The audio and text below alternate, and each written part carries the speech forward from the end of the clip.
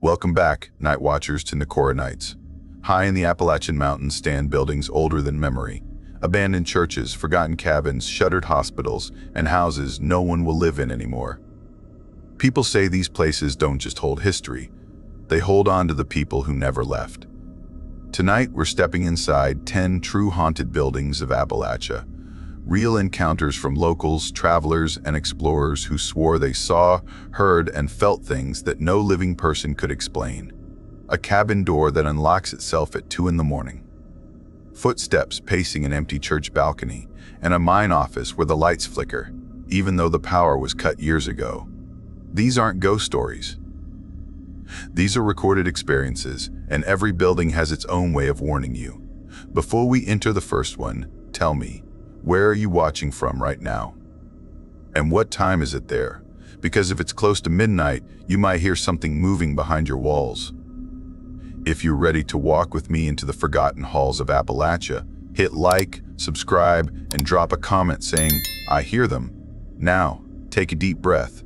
Don't touch anything once we're inside, and if a door closes on its own, don't open it. This is 10 Untold Most Disturbing True Appalachia Haunted Buildings Horror Stories. Let's begin.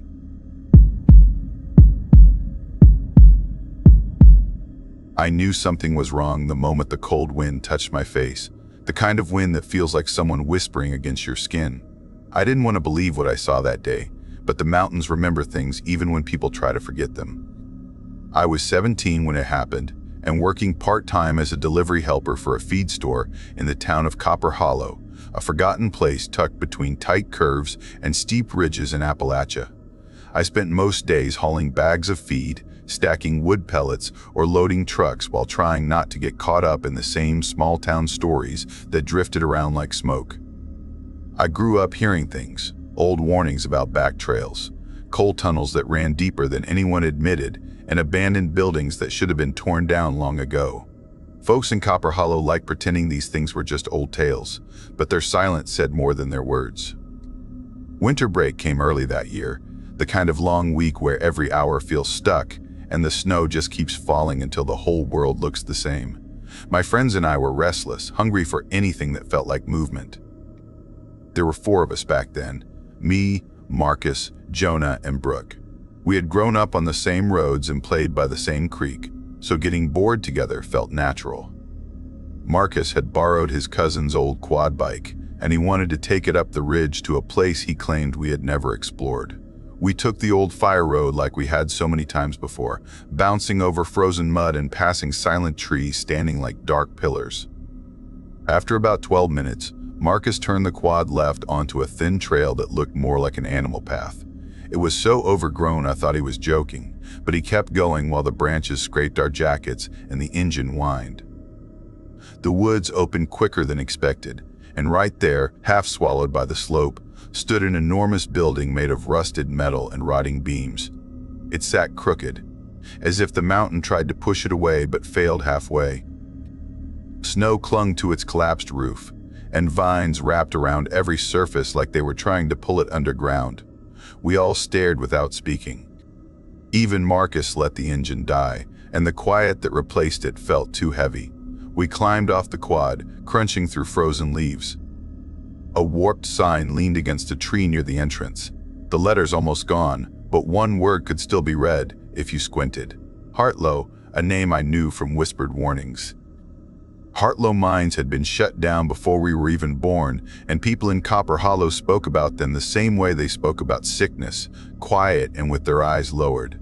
Inside the building, the air felt stale, thick with old dust and something else, something heavy like old breath pressed into the walls. The place was huge. Metal grates were half buried under broken boards, piles of rusted chains hung from beams, and an old conveyor track ran across the ceiling, its hooks shaped like claws. One hook still held a long chain that disappeared into the shadows above, and the chain looked cleaner than it should have, like someone had touched it recently. The smell inside was deep and old, not rotten exactly, but something that had soaked into the place long before we were born. Brooke muttered that it felt like we weren't supposed to be there. Jonah made a weak attempt to lighten the mood by tapping one of the hooks with a stick, but even he didn't laugh. Something about the quiet felt wrong. It wasn't normal quiet.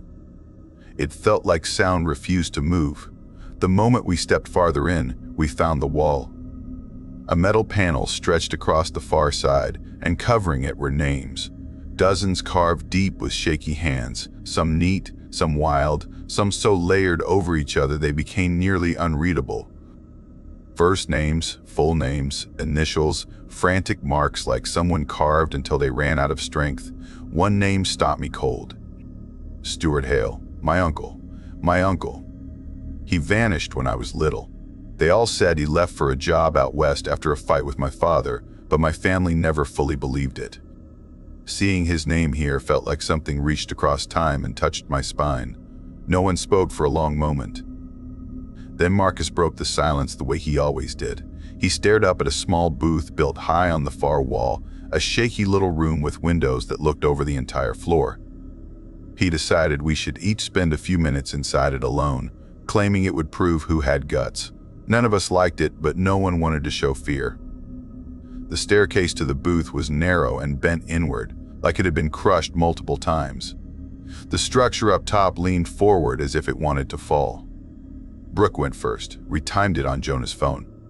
Brooke stayed exactly 4 minutes. When she came down, her face looked drained and her eyes didn't focus right. She muttered not to stand near the window and sat with her back against a crate staring at the floor. Jonah went next. He lasted 3 minutes. He came down too fast, breathing hard and rubbing the back of his neck like something brushed him. He refused to say what he felt. I was next. The stairs moaned with every step as I climbed. The booth smelled like metal and old sweat, as if hundreds of terrified people had passed through it.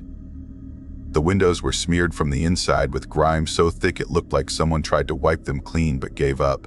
The largest hook in the building hung from the center of the room, big enough to hold a person, and it moved in tiny jerks even though the air was still. Names covered the booth walls too, far more than the metal slab below. Hundreds overlapping, scratched so deep that some letters cut through the wood. I recognized more names than I wanted to. A girl from my school who vanished on a hiking trip 2 summers back. A man from the next town whose truck was found empty on a service road last year. All of them carved like the last thing they ever did. At the bottom of the far wall, one word was gouged deeper than all the rest, so deep the wood splintered outward. Still. The moment I saw it, my stomach knotted, and the light from my small flashlight flickered like something drained it. Then the sound came. It echoed from far above, slow and steady like old machinery trying to wake. The hook hanging in front of me twitched, not swinging but dragging, inching the way something moves when it is being pulled by a force you can't see. I stumbled backward and nearly slipped, feeling the whole booth tilt under me. The clicking got closer. I didn't wait. I bolted down the stairs so fast I slipped twice, shouting Marcus's name even though I didn't mean to. The moment they saw my face, they didn't argue. We ran for the quad, pushing through dead branches and slipping on patches of frozen dirt. None of us spoke on the ride back. We didn't talk afterward either. Something about that building settled inside us in a way that made words useless. We all kept our distance as the cold weeks passed. I pretended it never happened. We all did. But 2 nights later, everything changed because Marcus went back alone. No one knows why. His mother called me early the next morning crying so hard she could barely breathe. His quad was found at the trailhead still running, one headlight smashed, the keys still in the ignition. Boot prints led into the woods, but none returned. Rescue crews came. Dogs, helicopters, people with search poles. They searched the ridge for 2 weeks. No body, no torn clothing, no blood, just one thing. Inside the booth, carved fresh beside the word still, was Marcus's name. There was no funeral, not really. Just an empty chair with a folded photograph resting on it. His parents sat beside it like they were waiting for him to walk through the door.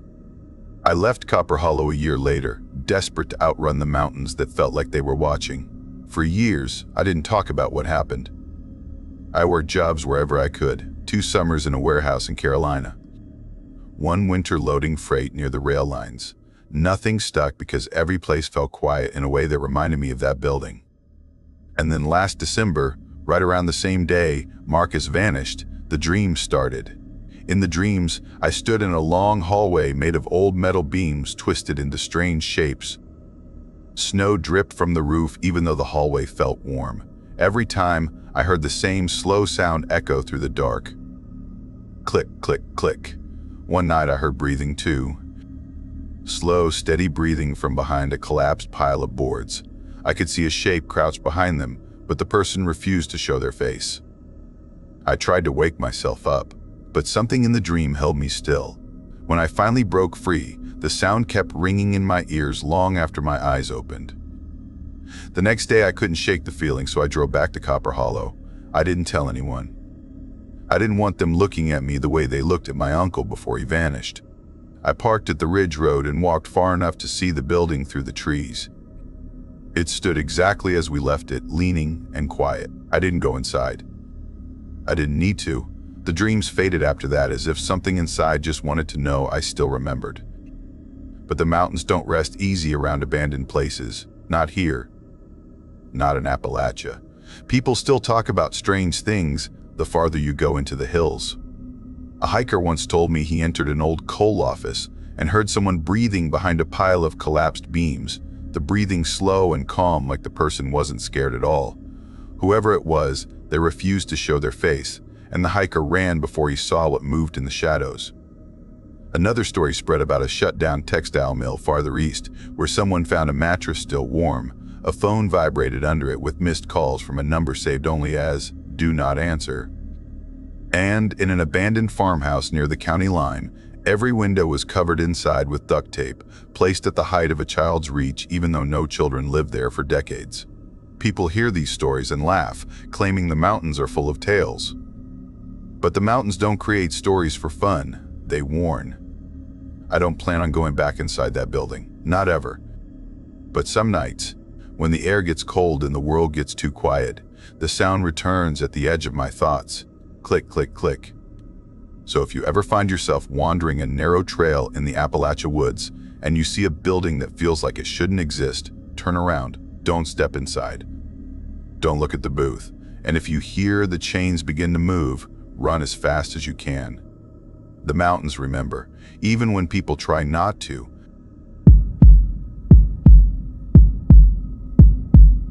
My name is Gavin, and before all this happened, I was 26, drifting between temporary gigs because nothing in my life felt stable enough for anything permanent.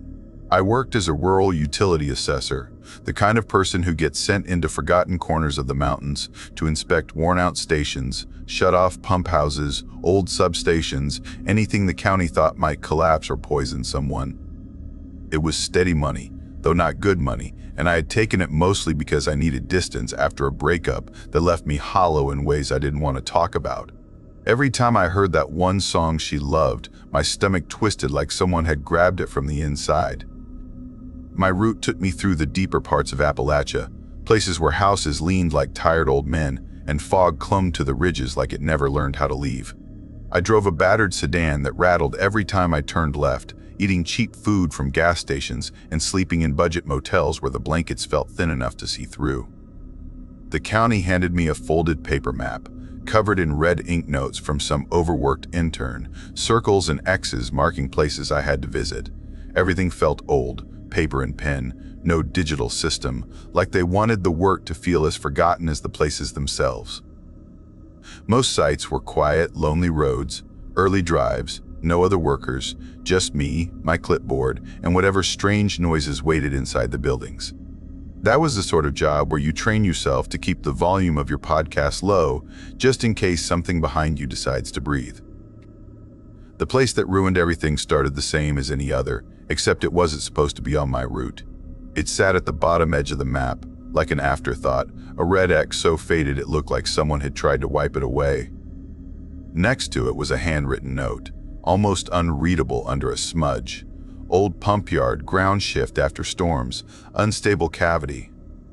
Of course, I went the day after it rained because I didn't know how to make smart choices back then. The road thinned the deeper I drove, pavement giving way to dirt, then mud, then two narrow ruts carved into a slope too steep for comfort.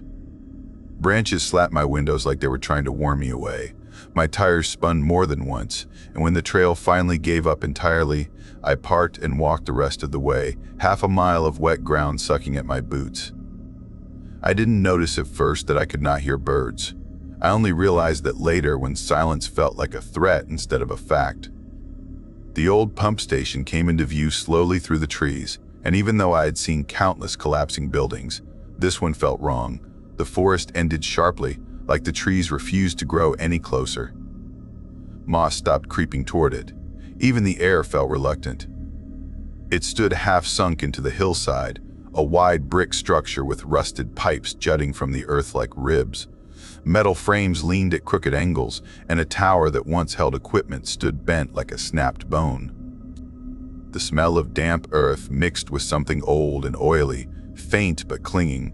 I stared too long, held by that heavy stillness where nothing moved, not even the leaves. My ears felt pressured, like I had stepped underwater. I shook it off and started my routine, circling the perimeter, sketching the sagging walls and the widening crack near the rear foundation where the ground dipped like something under the building had hollowed out. I tried to convince myself I was just tired from the long drive, just feeling the quiet too hard. That's all. I entered through a broken metal door that once led to a loading bay. The floor groaned under me, boards bending like they were tired of carrying their own weight. Rust streaks on the walls looked too much like old blood when the light hit them right. The ceiling creaked as if something heavy shifted above me, though I knew the second floor could barely hold pigeons. I avoided the stairs because they looked like they would crumble if someone breathed too hard near them.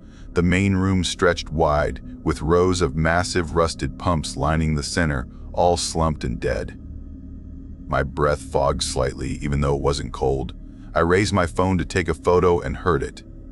A metallic strike, sharp and deliberate, echoing up from beneath the floor. Then again, and a third time, evenly spaced. I froze. Pipe shifting, I told myself. Just water dripping somewhere. Just the building settling.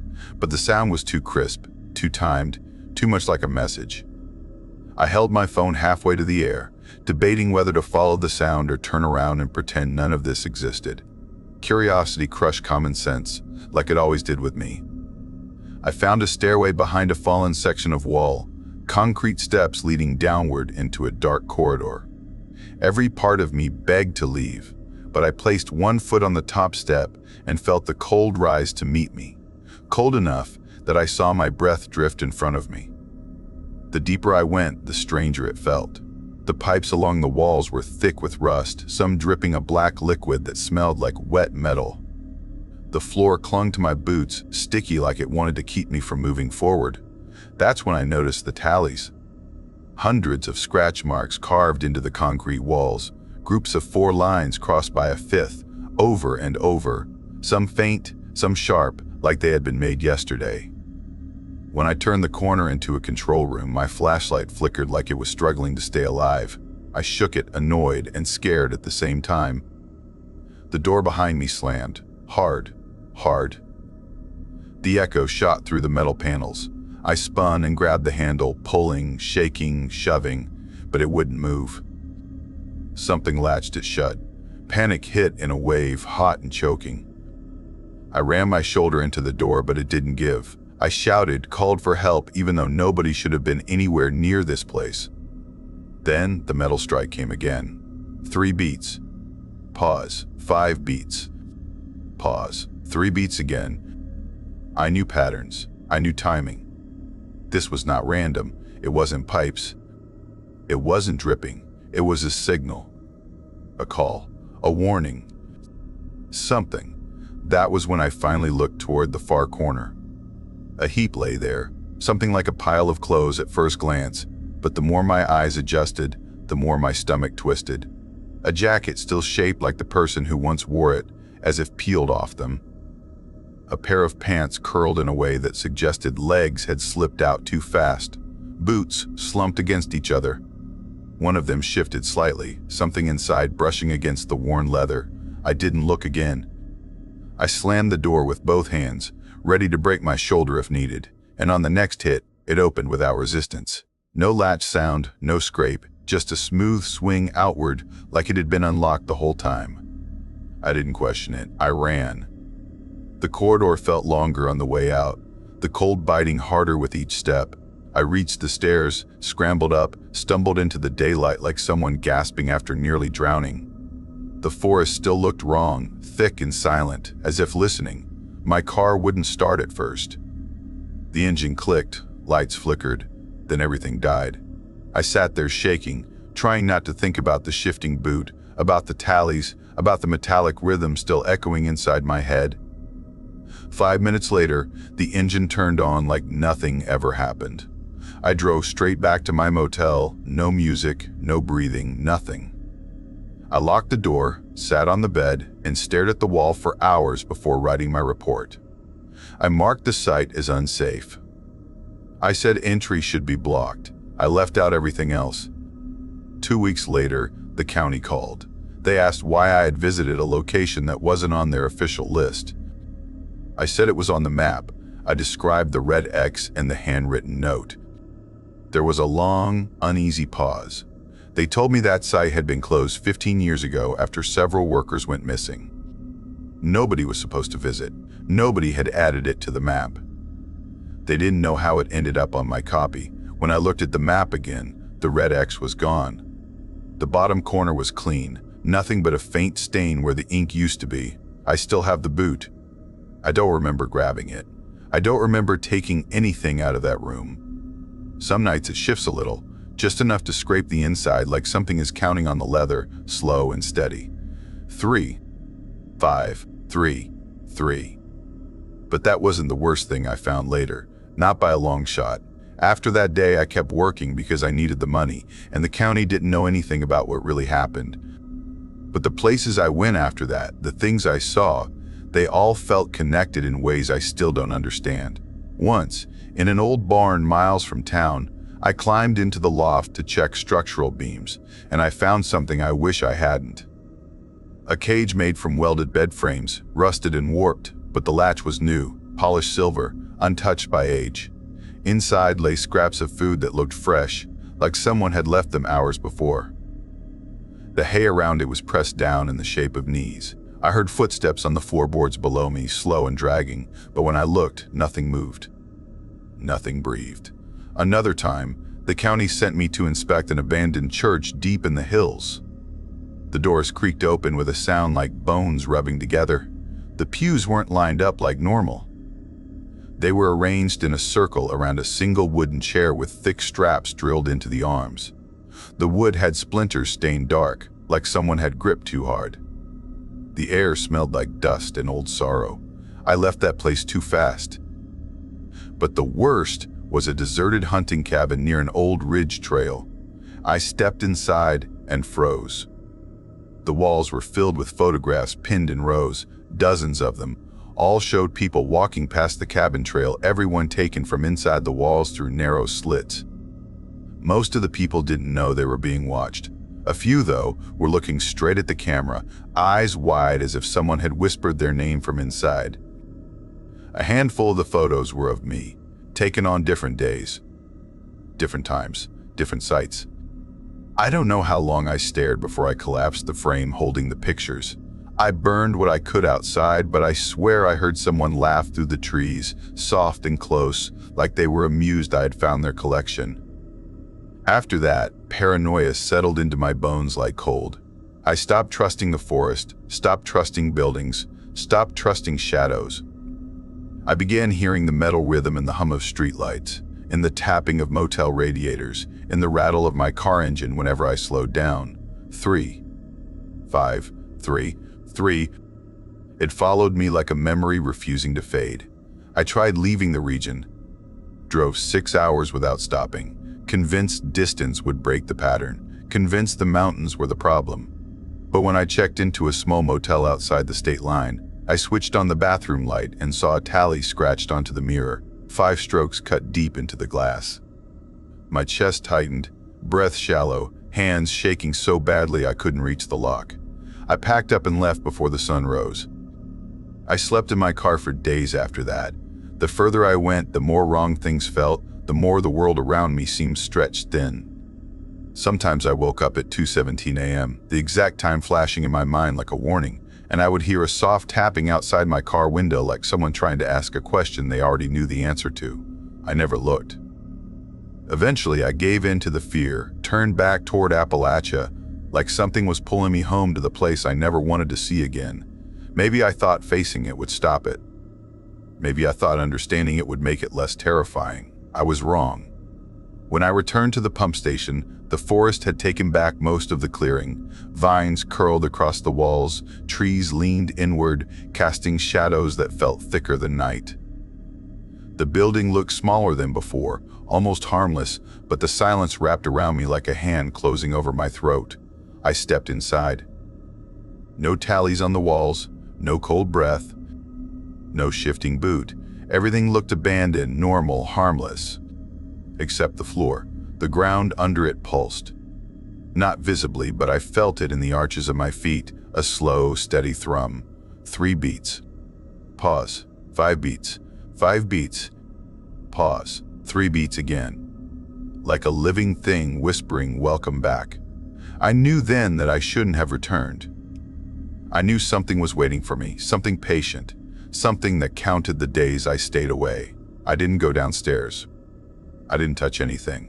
I backed out slowly, walking in reverse until the trees swallowed the building from sight. I don't work anymore. I don't go into forests. I don't go near quiet buildings. And I don't sleep when I hear tapping at night because I know the rhythm too well. 3, 5, 5, 3. If that pattern ever knocks on your door, no matter where you are, no matter who you think it might be, do not answer.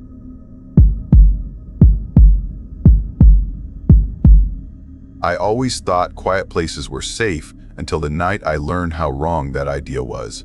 I was 30 when everything changed, old enough to know better and still foolish enough to follow someone into the deep parts of the Appalachians where towns go to die.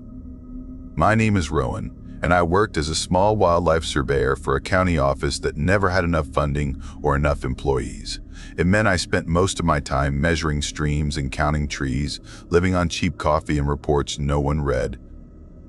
That job always made me feel alone, but not the kind of alone that claws at your ribs.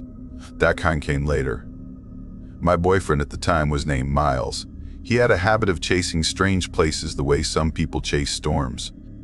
He liked forgotten maps, strange trails, and any spot people had stopped talking about. He said the world was full of things hidden on purpose, and he wanted to find them. I loved him enough to follow him even when my stomach twisted like it was warning me. Miles found a name on an old county atlas he bought from a flea market. The pages were yellow and smelled like attic dust. The place was called Larkwell, a tiny forgotten mining town pressed into the Appalachian woods. There was no information online, no GPS marker, no pictures, nothing except the name printed in faded ink. The silence around the town made Miles smile like he had uncovered some kind of secret treasure. We drove there on a Friday morning. The road changed shape as we climbed higher. Asphalt became gravel. Gravel became dirt. Dirt became something that barely counted as a road at all. Branches scraped the sides of the truck as if testing us. Once the path narrowed enough for leaves to brush the windshield, Miles said this was perfect. We drove until the road ended at a rusted metal gate leaning sideways. The chains around it were broken. Someone had cut them, or maybe they'd snapped on their own after too many winters. We left the truck and started walking with only a compass and that old atlas guiding us. At first, the woods felt normal. Birds chirped somewhere above us and distant bugs whined in the brush. But after about 2 hours, everything went silent. No birds, no bugs. Only our boots crushing old leaves. The trees were tall and old, their bark split like dry skin. Some roots pushed up from the ground in long arches like they had tried to crawl away before freezing in place. We followed the dry bed of a creek that had probably been dead for decades. The smooth stones glittered under the sun like tiny bones. The creek bed dipped into a narrow ravine, and that was where we saw it. Larkwell, not broken, not destroyed, not buried by time.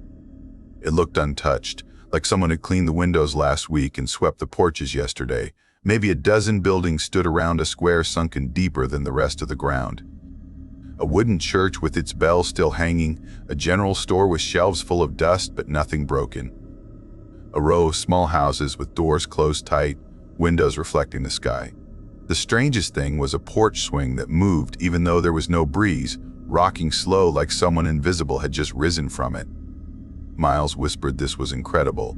I stared at the swing and my heart beat in a strange, uneven pattern. The air felt wrong, too still, like everything was waiting. We set our tent near an old fountain in the center of the square. The basin was full of brown pine needles and coins corroded into strange green stains. While Miles cooked dinner, I walked through the buildings but didn't step inside any of them. The open doors felt like mouths waiting to swallow something. One house had a pair of muddy boots beside a bed.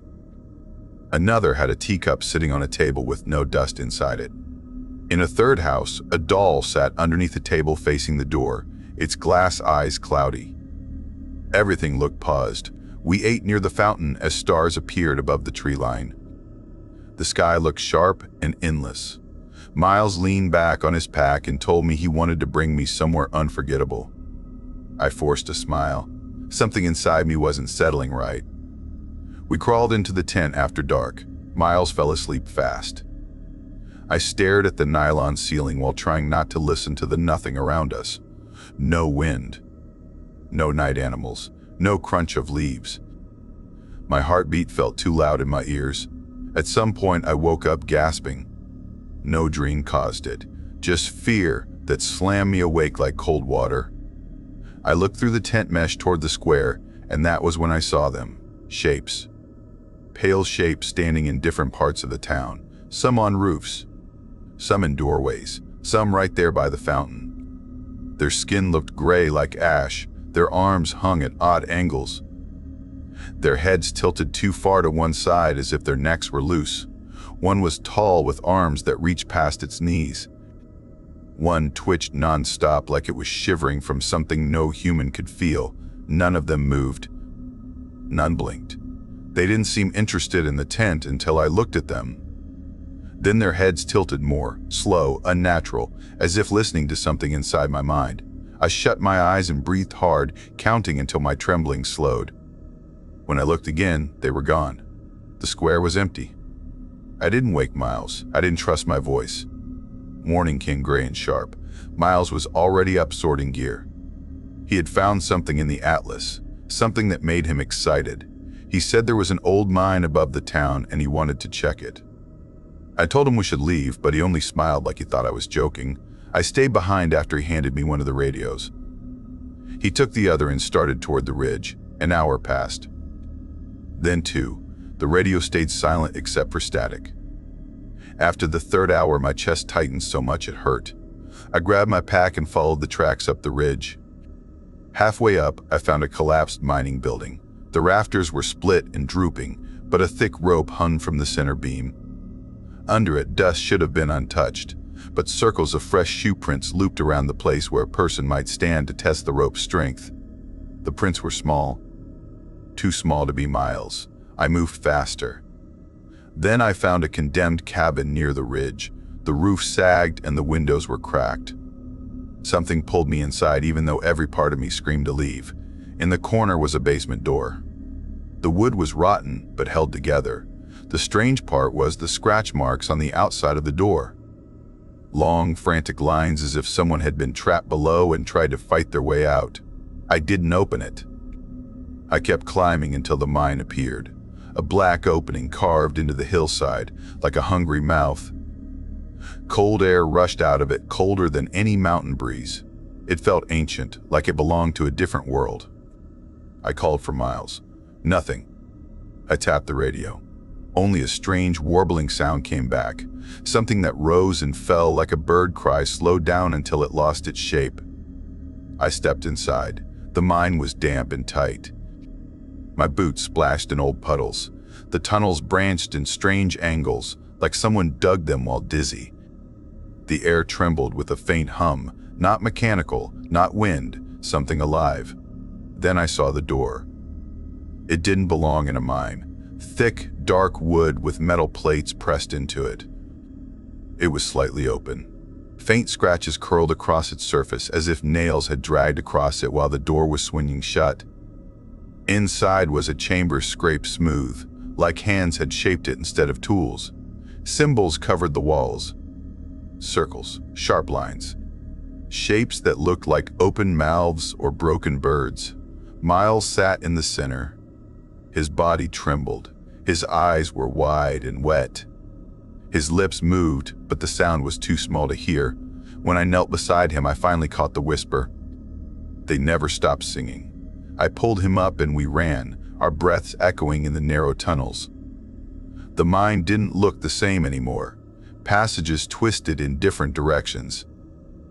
Openings appeared where none had been before. We heard something chasing us, but not footsteps. It sounded like thin voices humming a lullaby without words. We burst outside at dusk. Miles collapsed, shaking. My watch showed the same time it had when I woke up in the tent. Neither of our phones turned on. The forest felt wrong again, as if it had been holding its breath. We staggered back toward the town square. Every building seemed closer than before, angled inward like they were leaning to hear something. A motel we had missed earlier stood at the far end of the square. Every room was empty. Doors hung open, except one.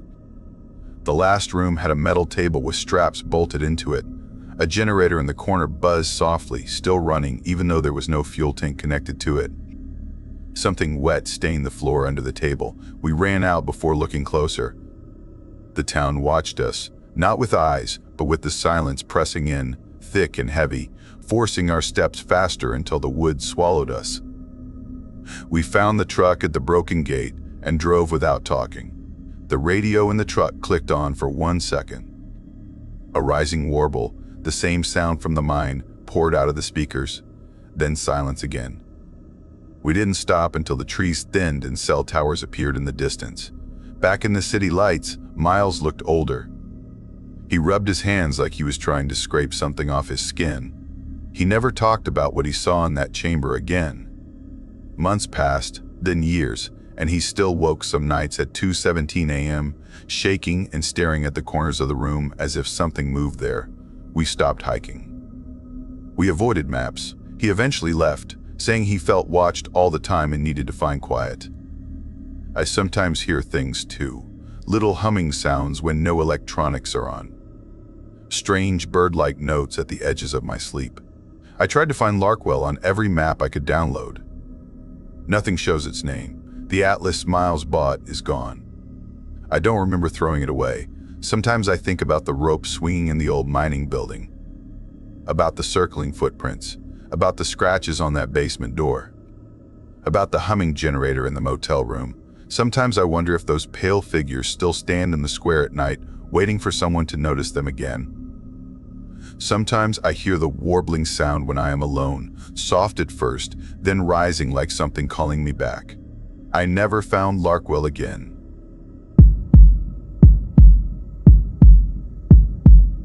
I kept my mouth shut about this for years, and I guess part of me still wonders if saying it out loud will make it real again. I work as a small-town plumber now, crawling under sinks and tightening pipes for people who still call me kid, even though I am well past 30. Not exactly a job where anyone expects ghost stories, and I never cared about stuff like that anyway. I was always the kind of person who showed up, fixed what needed fixing, and drove home without thinking twice. Quiet life, simple life, no drama. But what happened to me in the mountains of Appalachia never left me. It clung to me like wet soil stuck under your nails, the kind you keep washing but still feel days later. I was younger back then, still thinking long weekends were a chance to disappear into the woods and breathe without someone calling me about a burst pipe or a clogged drain. I used to hunt alone, bow in hand, pack over my shoulder, nothing but tall trees and stillness to answer to. It was the kind of silence that felt like stepping outside of time. That year, I drove up into a part of the hills near a place called Brimstone Hollow. Most people outside the region never heard of it. It is barely a place at all, just a sagging grocery store that sells more bait than food, a church missing half its picket fence, and a road that feels like it is always one rainstorm away from vanishing into the mud. But the woods out there are thick and old, a kind of old that makes you think they existed before roads or fences or people. I had hunted the eastern ridges a few times and knew the usual paths, but that morning I decided to go farther than before. I only wanted quiet, nothing else. Halfway up the slope, I spotted a small cut in the brush, a trail thin enough that I wondered how I had missed it all those years. It didn't look like a deer trail. It looked too neat, too still, like someone had trimmed the branches but never walked through afterward.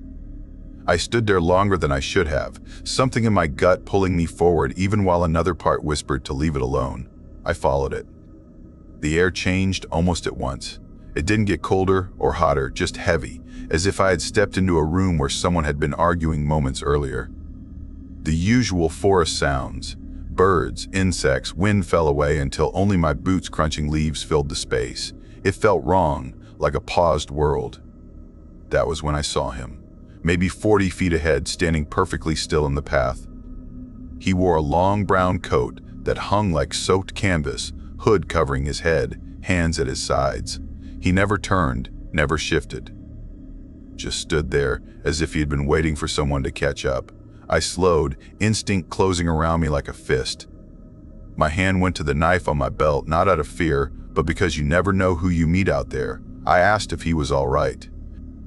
He didn't answer. He only lifted his right arm slowly and pointed toward the left, into a narrow cut in the trees where the ground dipped deeper. Then he turned and walked that way, steady and slow, like he had done this walk many times. I should have left. I still do not understand why I followed. Something pulled at me, something quiet and old, like the air itself had hands on my shoulders. He led me deeper for what felt like 10 minutes, though it could have been longer. The trail twisted through roots and thorns and dark tangles. Every few moments I would glimpse that brown coat moving through the trees, never far, never close, always just enough for me to keep following. The woods opened suddenly into a clearing. Perfect oval, like something had carved it out with purpose. Trees circled it evenly as if planted by a single hand.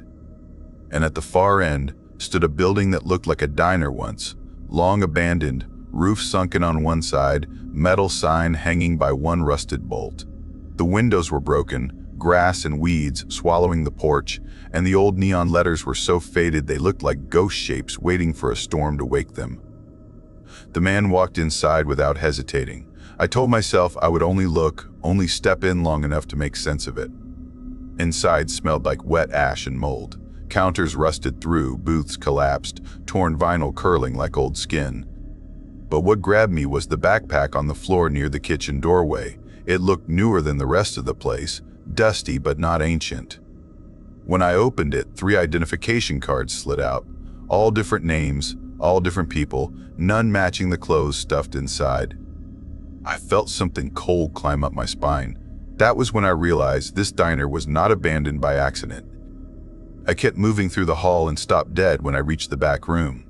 In the far corner, under a beam that had fallen at a sharp angle, a boot stuck out from debris, the kind hikers wore in the late 80s. Inside was a bone bleached white. Nearby lay another bag buried in dirt and plaster. I pulled it out, brushing off clumps until I found a broken plastic wallet with an old ID inside. The name hit me like a hammer, Landon Price. I remembered that name from gossip older folks would mention. Landon had been a smart kid, football star, good grades, vanished in 1989 without a trace. Some people thought he ran away. Others thought something darker happened. But no one ever found him. Until now. My chest tightened, and the air in the room grew warm, heavy, like something around me finally breathed out after waiting 30 years. I turned to leave and saw movement in the hallway, the brown coat standing by the entrance, not blocking me, just watching with his head slightly tilted. His hood slipped enough for light to reveal his face. It was Landon. Not older, not worn, not aged, exactly like the photo on that ID. He didn't speak.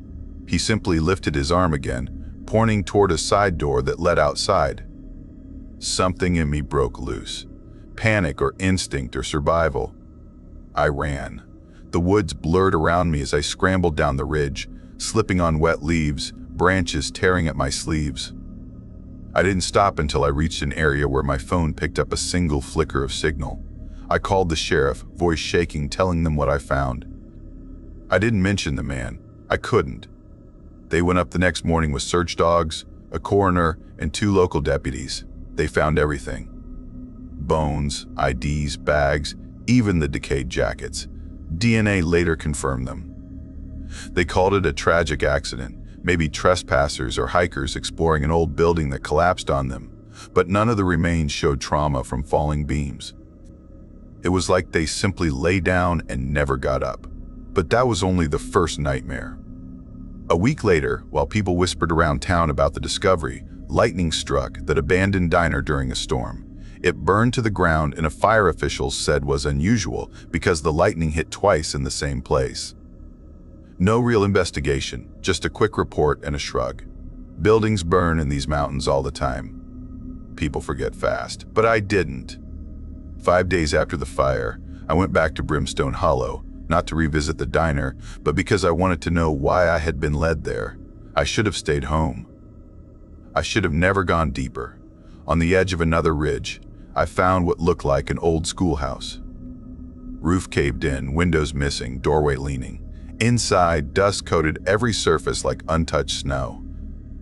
Desks were overturned, papers long turned brittle, but on the far wall was a chalkboard still standing, and written across it, in the same looping handwriting, were names. Names of people reported missing in the last 15 years, some from towns miles away, every letter carved deep into chalk. I ran my fingers across one name, the chalk faintly smearing. It was fresh. Too fresh. The air behind me shifted, a soft sound like a foot dragging. I didn't look. I left fast, stumbling back out into daylight, breath shaking. I convinced myself I misread something. Chalk stays for years, I told myself. Maybe someone had been spray painting, maybe a prank. But I knew deep down something was wrong in those hills. 2 days afterward, in a clearing not far from that schoolhouse, I found an old silo, half collapsed. Something shiny glinted inside. Curiosity tugged at me like a hook. I pushed through the broken slats and found a trail camera strapped to a beam, lens facing a sleeping bag in the center of the silo.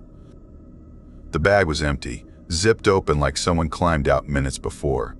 The camera's red light blinked once, slow and deliberate, as if waking up. I didn't check the footage. I didn't touch the bag. I backed out and walked away without breathing too loud. Some places do not want to be disturbed. By the time night fell, I knew something was following me. Branches moved when the air was still. Footsteps echoed behind me when I walked the narrow trail back to my truck. Every time I turned, nothing was there. But I felt watched by something patient. I reached my truck at what must have been near 7:50 p.m. My hands shook so badly I dropped the keys twice. When the engine finally started, I did not look back.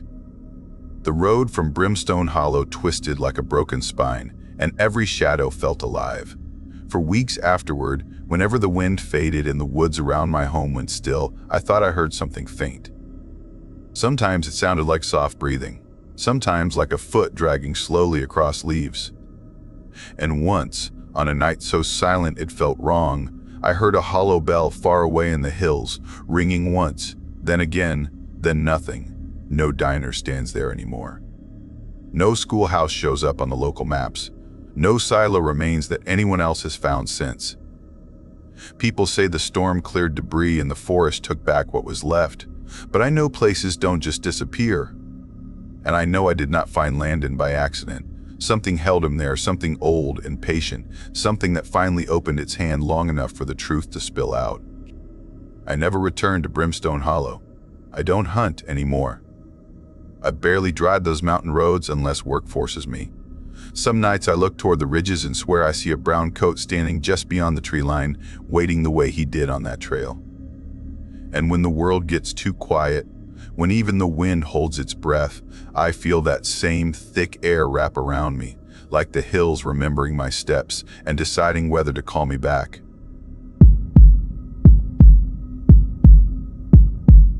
I was 17 when everything fell apart. Back then, I lived in a town that never slept, a place full of sirens and arguments and streets that smelled like old rain. My mom worked double shifts, came home tired, and tried to keep me from slipping, but I kept slipping anyway. I skipped class, wandered the city at night, hung around people who saw me as a joke or a toy instead of a kid. I told myself I was surviving. She told me I was breaking. She wasn't wrong. One morning, she stood in the doorway with my backpack already zipped, her face pale and done. She pressed some crumpled bills in my hand and said she couldn't watch me ruin myself anymore. She said I was going to stay with my grandfather in a place called Raven's Hollow, somewhere deep in the Appalachian Mountains, a town so small I thought she was making it up. But by sunset, I was standing at a bus stop with everything I owned stuffed into a bag that smelled like the closet it came from. Raven's Hollow had one gas station, one diner, and one old school that looked half abandoned. The trees around the town rose so high the sky seemed smaller, like someone had folded the horizon in half. My grandfather lived in a cabin about a mile beyond the last streetlight, a place made of old pine boards and stubborn silence. He wasn't angry to see me, but he wasn't excited either, just nodded, took my bag, and told me I'd sleep in the loft. His name was Grant Rudd, and people said he'd lived through 3 floods, 2 fires, and a mining collapse. He didn't talk much, didn't smile much, didn't ask about my life before I arrived. Most mornings he pointed at a chore, and I did it, stacking logs, mending screens, clearing brush around the shed. At night he sat on the porch whittling shapes out of pine. Birds mostly, but never quite right, wings too long or beaks too sharp, eyes carved too deep. He lined them along the porch railing like they were keeping watch. One evening as the sky turned purple, he looked at me for a long time, then tapped his knife against the porch rail and said not to wander past the ravine behind the cabin. He said the land beyond it didn't let go easy. I asked him what that meant, but he just shook his head and whispered that some things stay even when they shouldn't. At first I listened.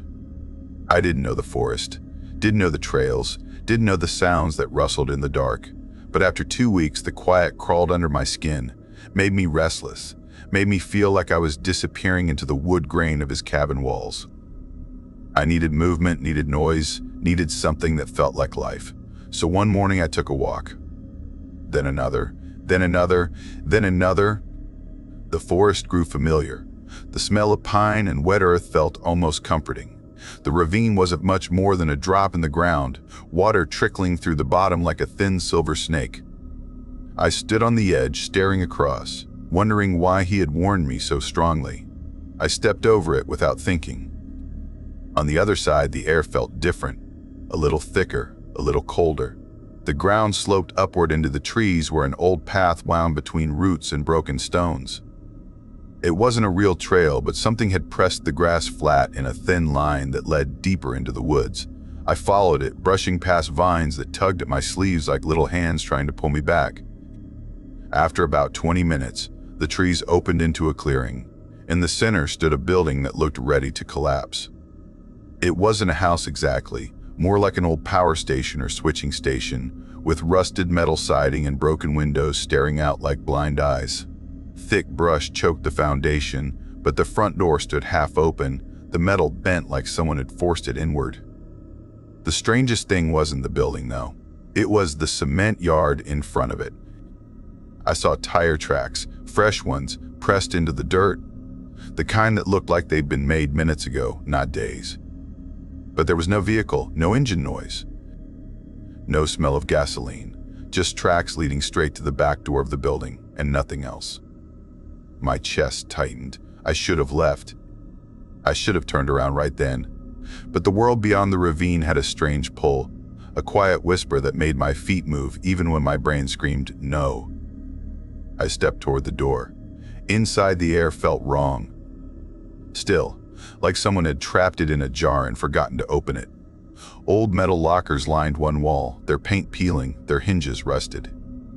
A row of control panels sat covered in dust, switches snapped off like brittle bones. A thick smell of damp wires and cold earth filled the space. I heard tapping. It came from the far side of the room, soft at first, then sharper, like something knocking the inside of a locker with the tip of a finger. I froze. The tapping continued steady as a heartbeat. I walked toward it even though my legs wanted to turn. I reached the locker where the tapping echoed the loudest and pulled it open. Empty. No one. Nothing. Just dust and old air. Then the tapping started again from the locker behind me. I spun so fast I stumbled. That locker rattled gently, as if something inside was waiting. I didn't open it. I backed away slowly, my heart hammering so hard I felt it in my teeth. The tapping continued, moving from one locker to another, like something crawling between them. I turned toward the back door. I needed to leave. I didn't care about the tracks anymore. I didn't care about the building. I just needed to be gone. But before I reached the door, a sound drifted down from above me. Footsteps. Slow ones, deliberate ones, walking across an upper floor that should have been empty.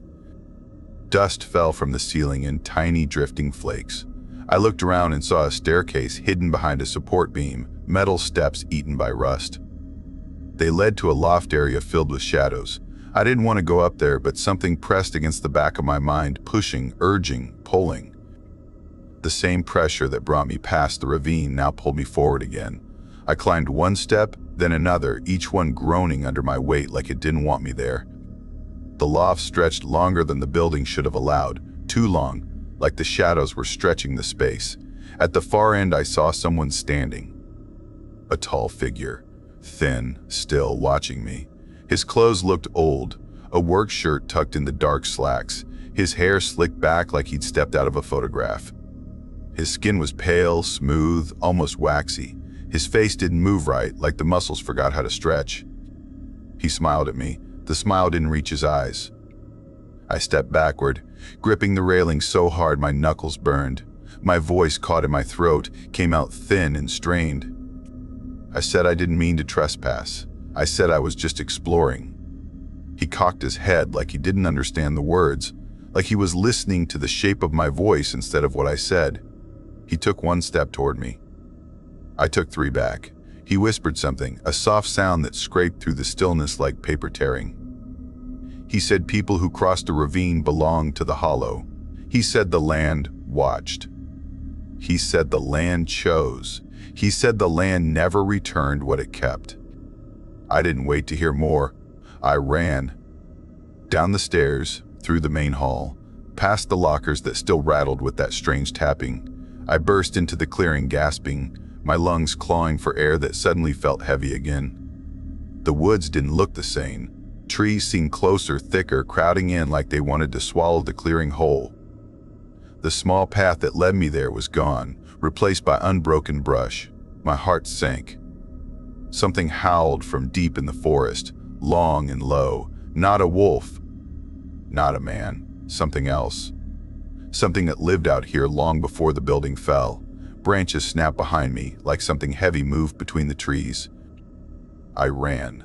My legs burned, my breath tore at my chest, but I kept running. For a long time, it felt like the forest shifted around me, turning every direction into a dead end. But then, through a break in the trees, I saw the ravine. I threw myself across it, hitting the ground so hard my palms stung. The air changed instantly, warming, thinning, loosening around my lungs. I turned back once and saw the trees on the other side standing too still, as if something behind them watched. I stumbled toward the cabin. My grandfather stood in the yard with a shotgun resting against his shoulder. His jaw tightened when he saw me, mud on my clothes, blood on my palms, fear stamped across my face. He didn't ask what happened. He just told me to strip my clothes so he could burn them. That night, he rubbed something like ash on my arms and forehead, hung dried herbs above my bed, told me if I ever heard someone knocking just after midnight, 3 slow knocks, I was never to answer. I didn't argue. Weeks passed. I stayed close to the cabin. I kept busy. I tried to push the memory away, but the woods at night made it impossible. Some nights, when the wind blew through the trees just right, I heard footsteps near the ravine. Some nights I heard scratching at the tree line. Some nights I felt like the forest was breathing slow and deep. Then one night, when the clock hit 2:17 a.m., I woke with a start. 3 knocks, soft, slow, at the front door. I didn't move. I didn't breathe. 3 more. My grandfather's room stayed quiet. Too quiet. I lay frozen until the knocks faded. In the morning, he found me standing by the window, eyes red, face pale. He told me the knocks might come again. He told me not to open the door no matter what voice I heard. He told me once the hollow wanted someone, it never stopped trying. It's been years since then, but sometimes when I close my eyes, I see the tall figure standing in the loft, smiling at me as if he knew I'd come back someday. Sometimes at night, I feel the weight of a stare pressing against my window. And sometimes when I catch my reflection in the mirror, I swear I see another shape behind me, long and thin, its hand resting just behind my shoulder, fingers pale and curved like bone. I don't walk near the ravine anymore. I don't go near the old power station, but the land remembers me even now. And some nights, when the clock hits 2:17 a.m., the knocking returns.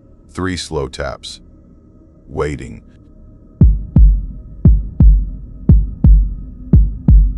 I never planned to stay alive that month, and I guess that was the most dangerous thing about me.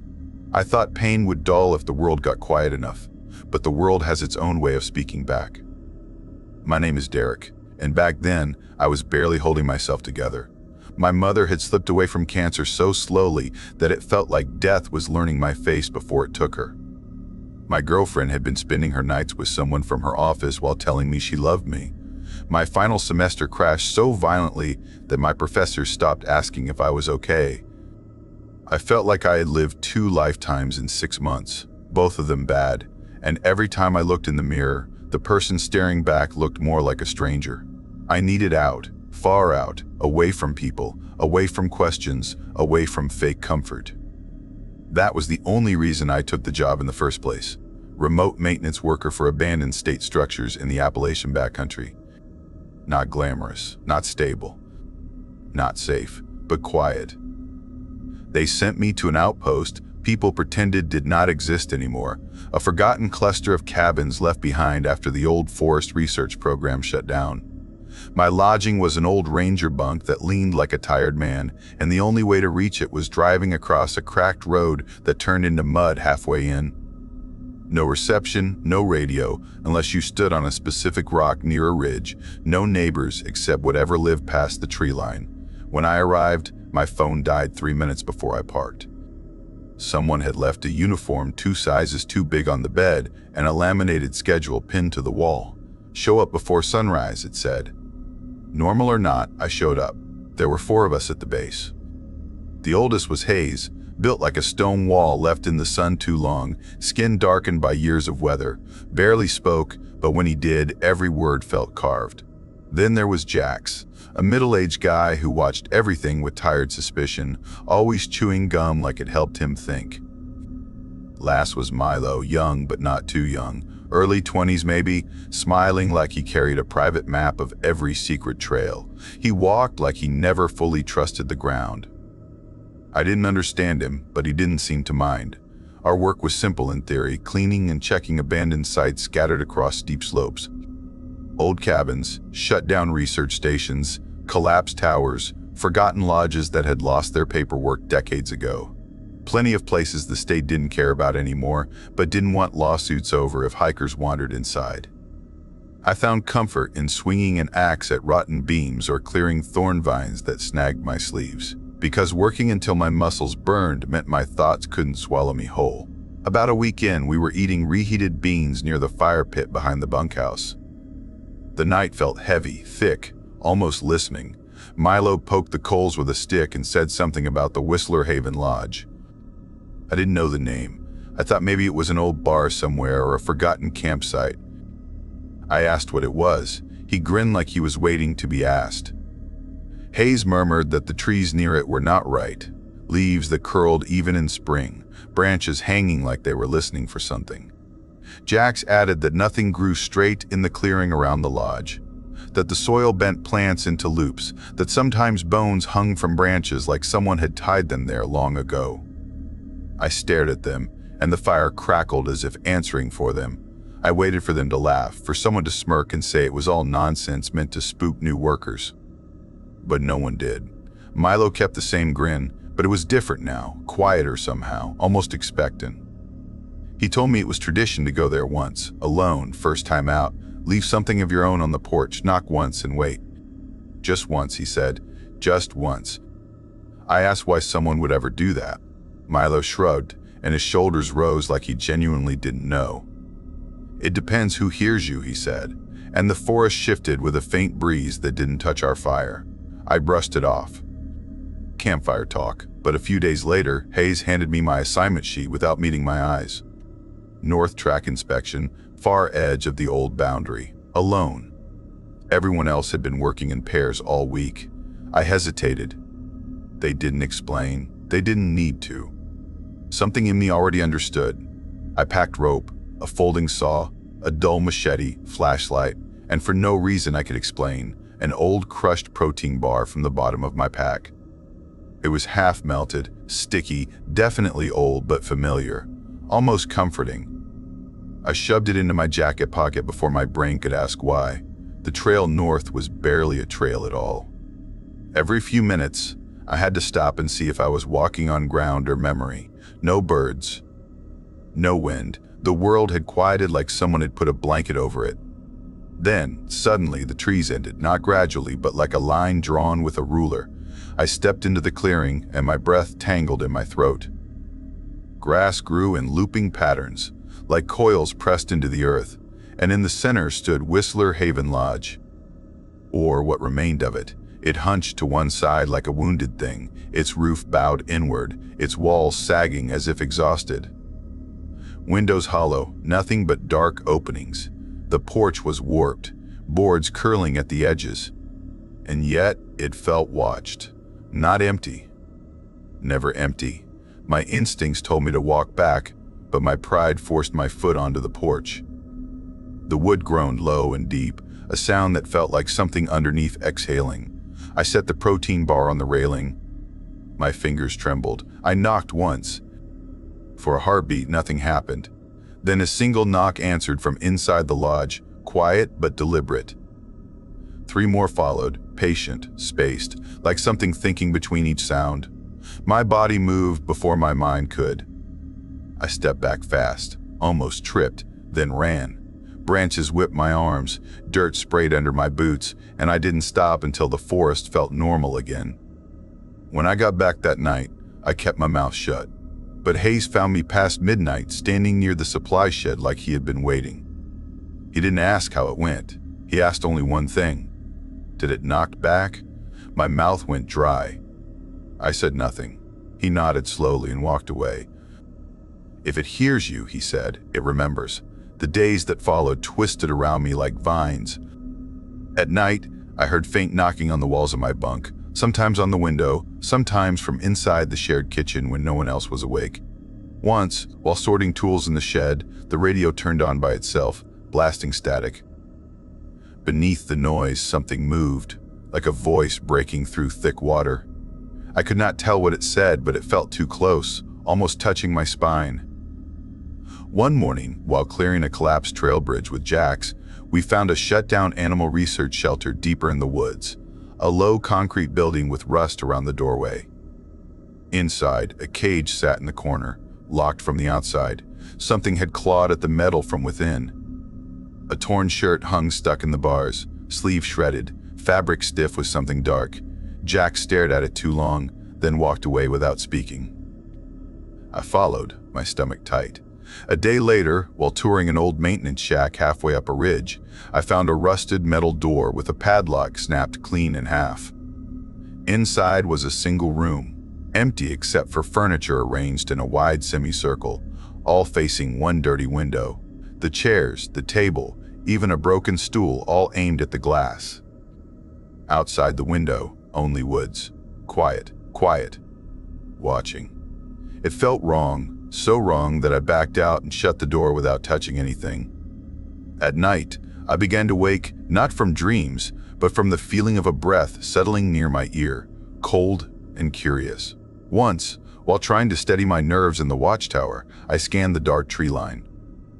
The radio hissed softly, then 3 knocks tapped against the glass behind me. Slow, patient. I turned, nothing there. just a single handprint smeared on the glass, fresh enough to bead with moisture, but not mine. No one believed me. Or maybe they did, but they didn't want to. They kept calling me sensitive, like I was chosen to see what others weren't. Milo said the forest picked certain people. He said it like it was some kind of blessing. It didn't feel like one.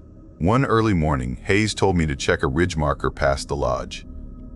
A stone tower left by some survey team decades ago. He said to go alone. He didn't look at me when he said it. Something inside me wanted to refuse, to walk away, to pretend I never heard him, but my feet carried me anyway. I left near 2:15 a.m., flashlight flickering like it knew something I didn't. The higher I climbed, the more the woods felt stretched thin. The ridge marker stood crooked, leaning to one side. At its base sat a wooden box, waiting. I knelt, hands shaking, opened the lid. Inside was the protein bar I had left on the lodge railing, unwrapped. Clean, fresh. My throat tightened. I had never touched it again. Never gone back. But here it was, waiting for me like a returned gift. I closed the box, and something moved behind the trees, too smooth to be an animal. I did not wait to see it. I left the marker untouched and walked back without breathing fully. No one asked what I saw. No one even looked surprised when they saw my face. It was like they knew this would happen. The next morning, I packed everything I owned. No one tried to stop me. Jax gave me one slow nod, nothing more. I walked down the path alone without looking back.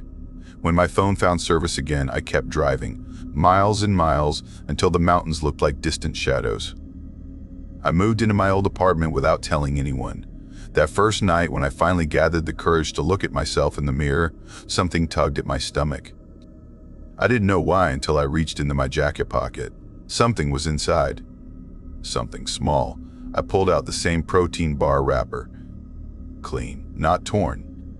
Like it had never left the box. I dropped it into the trash and stepped back, but the room felt wrong. The air shifted. On the wall behind me, someone had written something faintly, almost invisible, but there. I heard you coming. I froze, heart slamming against my ribs. The knocking began again, slow and patient, but not from the door. From the window behind me, 3 soft taps, like a memory returning home. I didn't turn around. I didn't breathe. I knew what waited on the other side of the glass. It remembers, and it knows where I live now.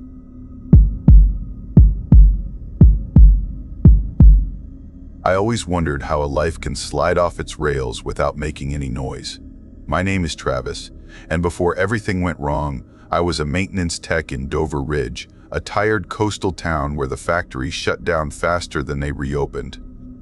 I had grown up with the kind of routine that numbs you little by little, long shifts, cold dinners, and the quiet acceptance that nothing big was ever going to happen for me.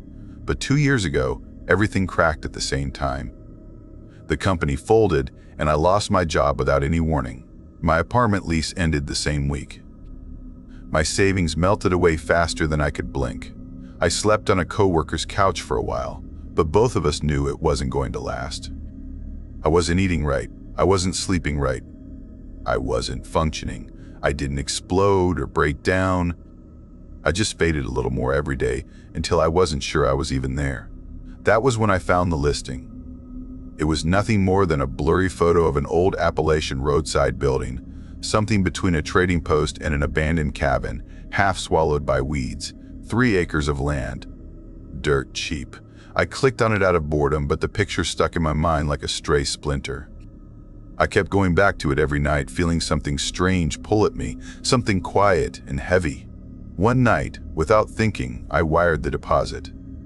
No call, no research, no plan. I just chose to vanish sideways instead of downward. A week later, I drove out to sign the deed. The woman working the county desk stared at me with this uncomfortable concern, as if she smelled something burning and couldn't find the source. She asked if I was sure about the property. I shrugged. I had nowhere else to be. She tapped her fingers on the counter without meeting my eyes, like she wanted to say more but didn't want to be the one responsible for saying it. The drive took 7 hours. The last 40 minutes wound through the Appalachian hills, where the road shrank into gravel and then into something less than that. My GPS died halfway up a ridge, leaving me with only a faded screenshot of a plat map and a rising sense that I had just bought the worst mistake possible. When I finally saw the building, my stomach sank. The front porch had folded onto itself like wet cardboard. The windows were sunken and smeared with grime. Ivy draped the wood in long, suffocating tendrils. One window had a long crack that reminded me of a crooked smile. The front door didn't latch. It drifted inward if I didn't jam something against it. But the worst part wasn't the decay, it was the quiet. A thick, breathless quiet that swallowed even my own footsteps. No birds, no wind, no rustling trees. It felt like standing in a room full of people holding their breath.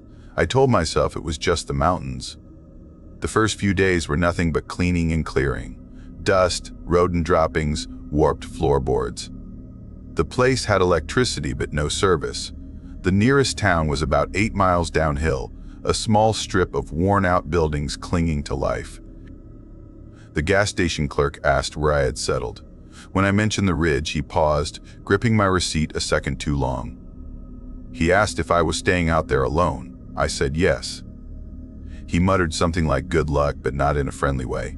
I tried brushing it off, but something about his expression hung in my mind. The strange thing started small. Every morning the front door sat cracked open, even when I secured it before bed with a chair wedged under the knob. Not wide open, just enough for someone to slip through. I blamed the frame, the wind, anything logical. Then my tools moved, a screwdriver on the floor. A tape measure stretched across the hall.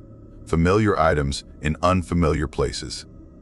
I told myself I was tired, disorganized. But then, one morning, I walked into the kitchen and found my hammer stuck headfirst into the table, perfectly vertical. As if someone had driven it in with deliberate force. I stared at it for so long my coffee went cold. I tried to shake it off, but the smell made that impossible. It crept in slowly at night, earthy at first, like damp leaves, then thicker, hotter, sour, like rotting wood and something animal. It oozed into my clothes and pillow. I tore the place apart looking for a dead raccoon or mold. Found nothing. One night, the smell clogged my throat so badly I woke up choking. I stumbled outside, gasping in the cold air, and that was when I saw the footprints. They circled the house. Dozens of them, bare feet but wrong. The toes too long, the arches too high. The steps looping and weaving, not like someone walking normally but drifting in circles, almost dancing. There were multiple sets. I moved into a tent the next morning, farther up the tree line where the ground leveled and the air moved better. I told myself sleeping outside would help. It didn't. Every night, I heard slow creaking on the porch. Footsteps, dragging at first, then careful and deliberate, as if someone was testing each board with their weight. Once, near 2:43 a.m., I heard humming, low and cracked, like someone trying to remember a lullaby they had forgotten decades ago. I lay frozen, listening to it drift around the building before fading into the dirt. Each morning, I discovered something new. The rocking chair on the porch turned to face the forest. The cellar hatch I didn't know existed cracked open by an inch. And the attic door, which had always been sealed shut, hung wide one morning. At the bottom of the steps sat 4 dolls I had never seen before, propped upright in a perfect line. I don't own dolls. I stopped pretending it was animals after that. While clearing brush in the back, I uncovered a collapsed section of porch. Under the broken boards was a metal door, heavy and rusted, hidden so well it felt intentional. When I pulled it open, a narrow hallway stretched downward, lights flickering weakly even though the power had been off in that part of the building for years. I should have walked away. Instead, I went in. The walls were tight and sweating with moisture. The floor dipped in places, forcing me to crouch. The deeper I moved, the hotter the air grew. At the end of the hall was a single room, stone-lined like an unfinished basement. Carvings ran along the walls, burned into the stone, strange symbols, some still leaking old sap as if carved into living bark rather than rock. A wooden mound rose in the corner. about 3 feet high, like something had been buried beneath the dirt. Above it, smeared in something black and wet, was a single word. Remember. I felt something pull at me, not physically but in my chest, like the air itself wanted me to step closer. My flashlight dimmed. My skin crawled. I backed out slowly at first, then ran until I hit daylight. I threw up on the grass until my ribs hurt. I left that day and drove into town, shaking so badly I stalled the engine twice. I stopped at a small diner where the waitress, a woman named Marlene, set a cup of coffee in front of me before I even asked. When I told her where I was staying, she froze with her hands still near the edge of my table. She said the building used to belong to Helena Braddock, a woman rumored to practice mountain folk magic back in the war years. She lived up there with her husband until he disappeared. People went looking but found the place deserted, still warm, like they had left in the middle of supper. Marlene leaned closer and whispered something that twisted my stomach. Locals believed Helena buried her husband alive and marked the land with quiet workings meant to keep strangers out. People who tried living there didn't stay long. A family once moved in with a newborn baby. Less than a week later, the crib was empty. No noise, no tracks, no forced entry. The couple left behind every belonging they owned. I spent 3 nights in a motel after that, drinking too much and trying not to think about the carvings or the footprints or the smell. But something gnawed at me, a sharp tug under my ribs, a wrongness pulling me back. I told myself I was going to burn the place down, end whatever it was. Free myself. When I returned, the front door hung open like a mouth waiting to speak. I stepped inside, gripping the lighter fluid and matches. Everything looked the same except for the fireplace. 5 letters were freshly carved above it. Stay. My hands went numb. I dropped the matches. They scattered across the floor like teeth. Something rustled behind me.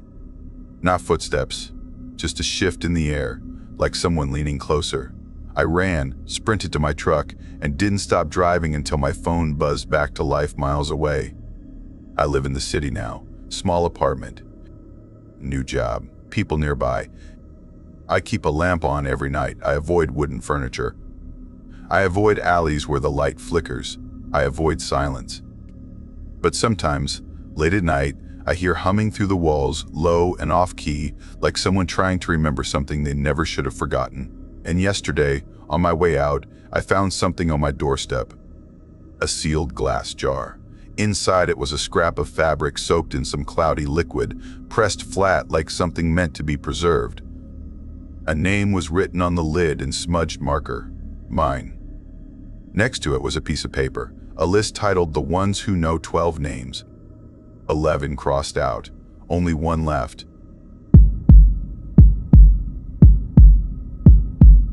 I was 20 when everything slowed down for me in ways I couldn't explain. School hadn't worked out, and I dropped out of the technical program I kept pretending I cared about. My mother told people it was only a break, but I could see in her eyes she expected I'd never go back. I was working part-time at a lonely auto shop near an old highway that barely saw traffic anymore. The place had a cracked sign, a broken soda machine, and a bathroom door that never fully shut. Some days felt like my whole future was trapped in that shop, waiting on engines that would never start again. I didn't expect anything new in my life until the morning I saw Mason walk in. I hadn't seen him since he ran off to Mississippi for a logging job. He always chased trouble like it was a sport, and people either got pulled into his orbit or stepped back from it. He looked thinner, sharper, his eyes restless like he carried some secret heat beneath his skin. He didn't greet me or joke around like he used to. He just slipped a torn paper into my hand. On the back was a rough map drawn with a dull red marker, the lines uneven like someone drew it in a hurry. "I found a place," he said in a low breath, and I shouldn't have gone with him, but something in me was too restless to stop. I followed him the way a thirsty plant leans toward light. He told me the map led to an abandoned settlement deep in the hills, a place called Briar's Hollow. He said he found it mentioned in an old shipping ledger from the early 1800s. There was one strange line about a gathering house for miners and farm workers, and then a note claiming the town ceased operation due to absence of residents. That was all. No records after that, no grave markers, no photographs. It was like whoever lived there stepped out of the world all at the same time. The next day we had a small crew. Mason brought his cousin Blake, a quiet guy with a strange habit of laughing at things that weren't funny. He did night shifts at a scrapyard and always smelled like cold metal. Then there was a girl named Nora. She didn't talk much, kept her hair tied back, wore the same mud-stained boots every day, and moved like she was used to danger. She carried a hunting knife strapped to her leg, not for show, but like it was part of her body. When she looked at you, it felt like she already knew what scared you most. We packed basic gear, a tent, canned beans, 2 flashlights, and a first aid kit that probably expired before I was born. Blake insisted on bringing an old hunting rifle. None of us argued, even though something about it bothered me.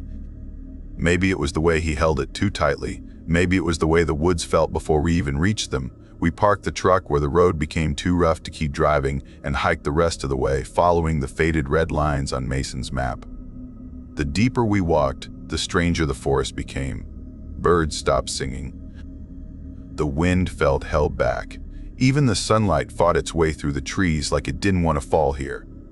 At first it was peaceful in a heavy way, then it felt wrong. I kept thinking the forest wasn't empty, only quiet because something was listening. We found the old church house just before the sun dipped low. It sat in a hollow of the hills like someone carved out a bowl in the earth and dropped the building straight into it. The structure leaned hard to one side, its boards black with rot, its windows shattered or missing. The steeple looked twisted like something had grabbed it and pulled. Even before we stepped closer, I felt something cold move through my chest. No paths, no fencing, no signs the place ever belonged to a living town. It felt planted, not built.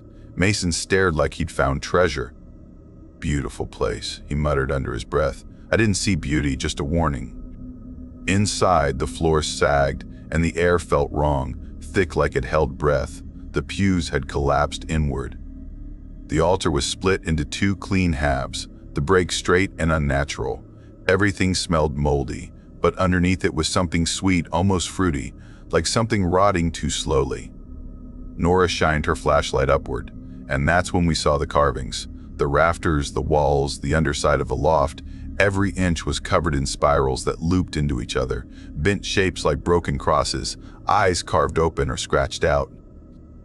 Some carvings looked burned into the wood, others cut deep like whoever made them didn't care if the blade snapped. The patterns made me dizzy if I stared too long. Blake whispered that it didn't feel like a church. I agreed silently. Mason climbed up the broken ladder to the loft while Nora checked around the pulpit. I stayed near the door where the floor felt steady. That was when a low sound rolled across the room, long and hollow like a breath dragged across metal pipes. It came from an old organ slouched in the corner, its keys covered in dust, untouched by us. We all stopped moving. Even Blake stopped breathing. Mason tried to laugh it off, but his voice shook. Nora didn't move her light and didn't blink. She said there was no wind in this hollow, and she was right. The woods were too still for that sound to happen on its own. We left without discussing it, slipping out as the last light faded behind the ridge. We walked fast, like the dark would reach out and grab our sleeves. When we found a clearing, we set up camp without speaking much. Mason tried to make jokes, cracked a warm beer, poked at the fire, but none of us responded. He kept forcing laughter like he was trying to keep something away. I woke up after midnight. The fire was only faint embers, and Blake sat upright in his sleeping bag, eyes wide, whispering to the empty dark. His voice shook fast and uneven like he was repeating something he didn't want to say. I crawled closer, but I couldn't understand the words. At 2:17 a.m., he was gone. We panicked and scattered through the trees until Nora found tracks where he had walked barefoot straight into the woods. We followed the trail until we found him standing still between 2 leaning pines. His arms hung at his sides. He didn't react when we called his name. When we touched his shoulder, he whispered that the songs never stopped. He told us they were singing in circles, that they were eating the silence, that when they opened their mouths, they showed no teeth. His skin felt so cold it didn't seem possible he was alive. We guided him back and wrapped him in blankets, but he stared into the dark without blinking. He didn't say another word the rest of the night. We left at dawn. The hike back felt heavier, like the air behind us gained weight. Every few minutes I checked behind me, not for footsteps, but for a feeling. Something watched us leave. Something wanted us to hurry. We dropped Nora at her small rental house near an old mill. She didn't say anything, not even goodbye. Mason kept trying to lighten the mood, but his voice sounded like someone else's, not the loud, reckless friend I used to know. When I asked if he was okay, he didn't respond. He just gripped the wheel tight until his knuckles whitened. I never saw him again after that day. Someone told me he took off toward the desert chasing some other strange rumor. Someone else told me he vanished on the way. What happened in those woods should have ended there, but it followed me home. The first night back, I couldn't sleep. Every time I closed my eyes, I saw the carvings, spirals circling inward like they wanted to pull me with them. I tried to think of normal things, but the images kept pushing back. The second night, I heard the same low note from the organ, deep and hollow, even though I was miles away in my small apartment. It sounded like it came from the pipes beneath the building. The third night, something tapped on my wall in a slow pattern, like a loop, like a spiral. I told myself exhaustion could do strange things. But the next morning I found something worse. On my kitchen table sat a folded paper shaped like the original map Mason gave me, but the drawing inside was different. This one had new red lines, darker, fresher. Only one word was written beneath the lines. Return. I burned that map. But burning didn't matter, because the next night I dreamed of the church house again. The carvings, the eyes, the spirals, the bent shapes. Except this time the carvings weren't on the walls, they were on skin. On the fourth night, something hit my window so hard the glass rattled. When I looked, there was no one outside. But the woods across the road seemed darker than they should be, like something was bending the shadows. By the end of the week, I couldn't control the fear crawling under my skin. I drove back to the edge of the hills where the roads ran thin. I didn't want to go back, but something kept pulling me. I felt like the hollow was reaching out. When I reached the old road, the air changed. The forest grew too quiet again. I found an abandoned shack along the roadside, its door hanging open. A table inside was set for two. One plate was shattered on the dusty floor while the other plate sat spotless beside a rusted fork. I didn't understand the meaning, but it made something cold grow in my stomach. Someone had been there long after the place died. Someone waited for someone else. I moved on, deeper, until I reached an old mining shack built against the hillside.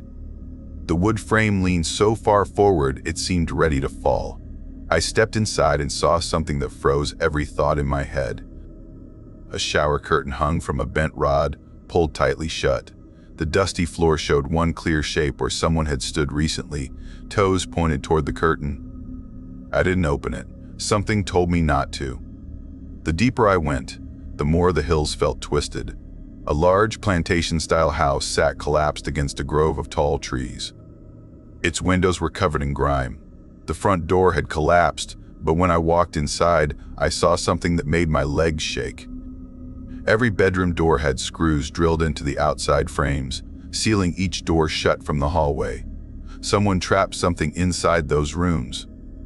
Or someone kept something from coming out. My chest tightened. Something wasn't right. I didn't belong here. I turned back toward the path, but the woods felt different, like they shifted in ways I couldn't see. I heard footsteps behind me.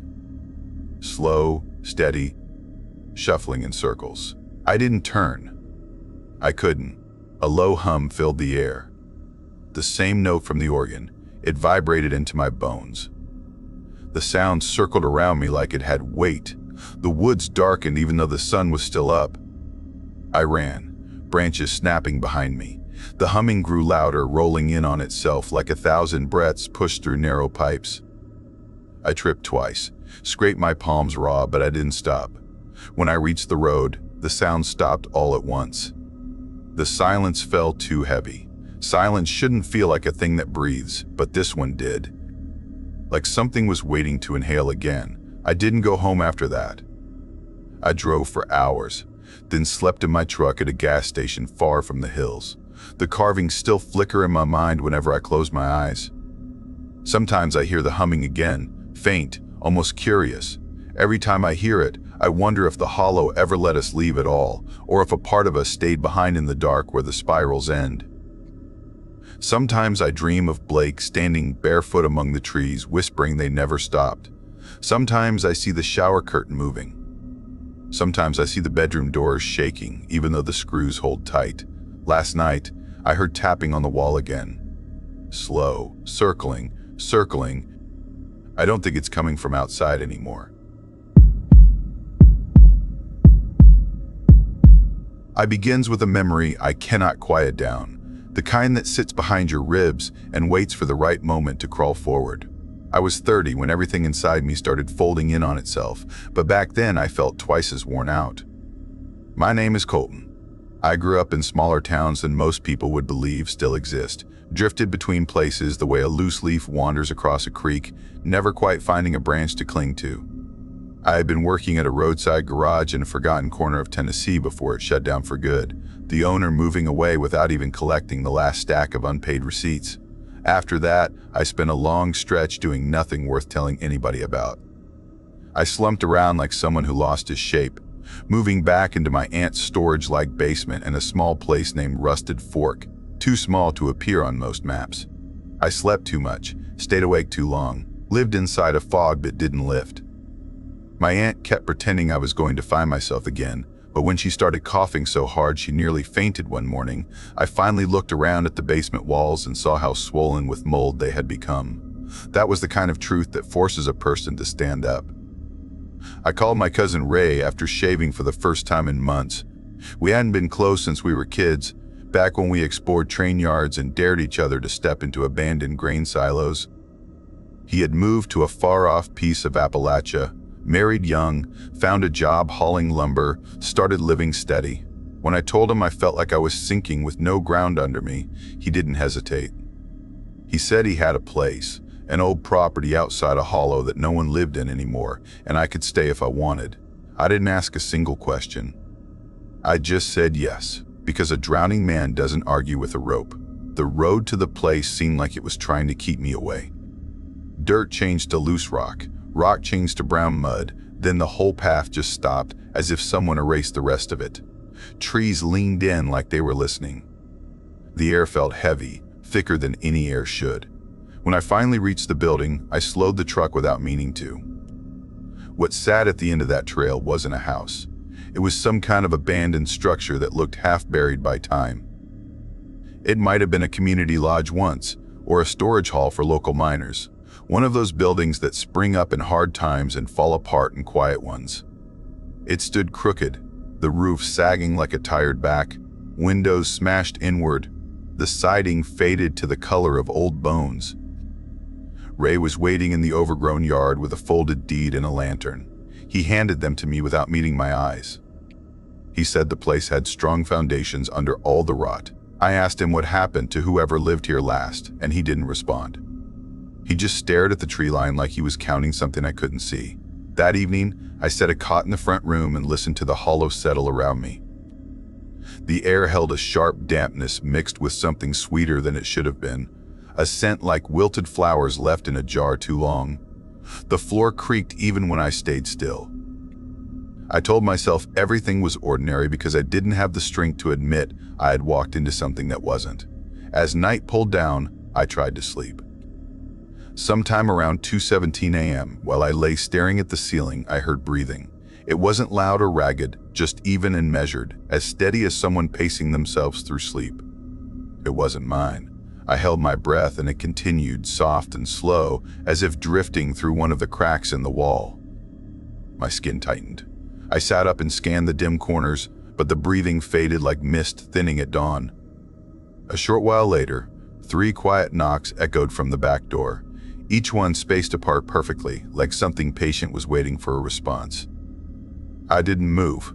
I told myself it was some creature, a stray animal, maybe a branch in the wind.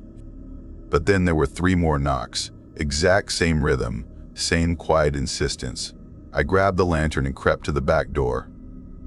There was a clouded window in the door that looked more like frosted stone than glass. I leaned close enough to fog it with my breath. Outside, Through the murk, I saw a shape crouched low to the ground, unmoving. When I opened the light and swung the door wide, nothing was there. Nothing but the trees standing too still, too silent. When I looked down, I saw prints in the mud. Bare ones, human. Long toes, deep impressions at the heel. They walked from the woods to the door but did not return. I slept in my truck until sunrise. The next morning I called Ray and told him everything. He took a long pause, the kind that feels like it's signaling something you don't want to know. Then he asked if I had heard the voice yet. I asked what voice he meant. He said I should never answer it and then ended the call. That night I barricaded the doors with anything I could drag or lift. I found a small jar of salt in the pantry and poured it in a shaky circle around my cot. I didn't truly believe in anything protective, but fear will make a person try anything. I sat with a metal bar across my knees, lantern flickering on the edge of running out of fuel. The place stayed silent until just before midnight. That was when a broken wall clock, something I hadn't noticed before, started ticking. No battery, no key, nothing that could make it run, but the ticking was clear and steady. When the hands reached a point I guessed was around 2:17 a.m., the whisper came. "Let me in." It didn't come from outside nor from any single corner. It drifted around the room like it was circling the air itself. "Let me in." The voice shifted like it was trying on different throats. A child's tone first, then a woman's, then something deeper, too close to human but missing the warmth. I sat without breathing until daylight stretched in thin golden strands through the broken boards. In the morning, the attic door gaped open. Rusted nails that had sealed it were scattered across the floor like they had been flicked aside. On the ceiling beneath it, muddy prints left by small hands sat in smudged shapes. I called Ray. My voice shook as I told him what I saw. That was when he finally gave in and said the structure belonged to the Greeley family many decades ago. They lived off the land and worked in the hills, collecting herbs known for strange uses. People whispered that they mixed tinctures to speak with things that did not speak back. A fire had torn through the place in the early 30s. 2 brothers died inside. A third survived but never uttered another word. He died years later in a distant hospital. Ray said the ground around the building never stopped holding on to what happened there. When the weekend came, he drove out to meet me. We didn't enter the building. He brought diesel in 2 rusting cans. We poured it around the walls. When he struck the flame, the fire rose fast, too fast, sweeping up the siding as if swallowing breath that had been denied. The flames moved in ways flames should not, curling inward like hands grasping, lashing across the roof in crawling motions. I heard something in the burn, like a muffled laugh made with a closed mouth. We stayed until everything collapsed into black ash. I thought that would be the end, but I could not have been more wrong. I moved to a different part of the region, a quieter town named Bracken Hill. I found steady work repairing small engines and old tractors. I cleaned myself up, kept a routine, tried to fill my lungs without fear. But the hollow didn't let go of me, not completely. It started with a dream a few weeks after the burning. I found myself standing in a church basement, one I had never seen before but felt uncomfortably familiar. Dozens of melted candles pooled into a single wide mass on the stone floor. The wax looked like pale hands reaching over each other. Scattered around the edges were fresh matchsticks, their ends blackened but still warm. When I knelt, I heard the softest whisper behind me, and when I turned, the basement was empty. The next day, while cleaning the storage shed behind my new place, I found a small glass jar tucked behind a beam. Inside was a tiny phone speaker connected to a battery pack. When I pressed the button, a whisper repeated over and over in a trembling rhythm, "I can see you. I can see you. I can see you. I can see you." My hand shook so hard I dropped the jar. Later that week, I took a wrong turn while driving home from the workshop and ended up by an old collapsed barn. Something about it pulled me in, though I hated myself for stepping closer. Inside, sunlight filtered in through broken boards, landing on metal hooks set deep in the ceiling beam. Old leather belts hung from them, swaying lightly even though no wind reached inside. When I touched one of them, it felt warm, like a pulse.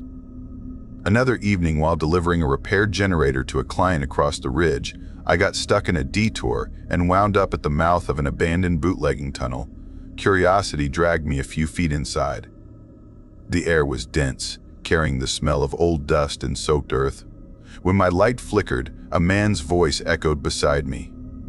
"You're late again." I told myself it was a trick of tunnels and wind, but the words vibrated too close to my ear.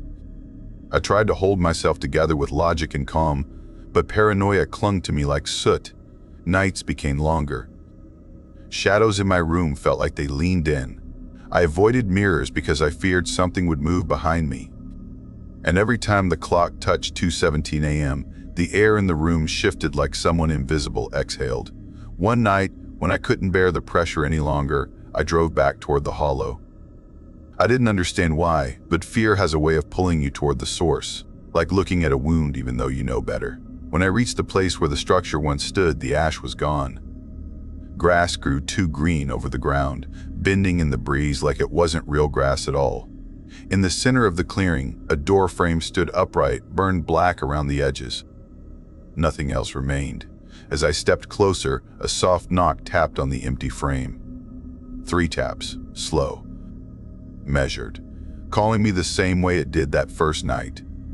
A voice rose through the quiet, threading around me in thin, cold strands. "Let me in." The clearing darkened, though the sky stayed bright. Trees leaned inward again. The ground beneath my feet throbbed like a heartbeat waiting for permission. I backed away, shaking, forcing myself to remember the one thing Ray had warned. Do not answer. I ran until my legs turned weak, until the clearing was far behind me, until the whisper thinned into nothing. For a few months, the silence held. I worked, slept lighter, moved slower. But the sense never left me, the feeling of something just outside the skin of the world, waiting for a crack to slip through. And then, last night, as I sat alone in my room watching rain strike the window, my alarm clock froze at 2:17 a.m. The hands stopped with a hard click. A warm breath brushed the back of my neck, though no one stood behind me.